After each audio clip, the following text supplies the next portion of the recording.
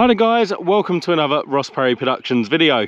In this video I have a 2008 Toyota Yaris and I'm going to be showing you the locations of each of the information labels.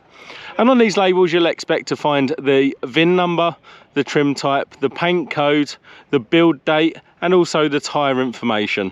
So first off we're going to start over the passenger side of the vehicle, or the left hand side of the vehicle in this instance, opening up the door fully, and we're just going to check inside the glove box.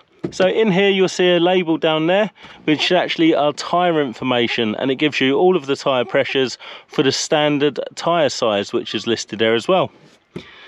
Next we're just going to take a look at the back of the door just here in the door jamb, and you'll notice it says it's Toyota Motor Corporation Japan.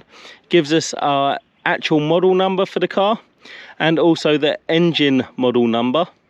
Then the frame number, which is actually our VIN number, gives us our engine size or capacity, a colour code, our trim type, and then it's got our build date and build plant. So you know it was built in B11 on February 2008.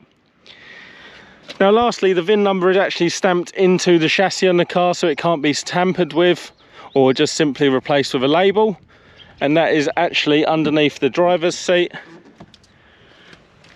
Just down here there's a flap of carpet, pull that back, and that is our VIN number stamped into the chassis. Just remember you'll need your VIN number to order the correct parts for the car, and that's its main use really, other than identifying where the car was made, the year it was made, and the exact model it is. If you found that video helpful, please do give me a thumbs up, leave me a comment down below, check out some of my other videos and subscribe to my channel.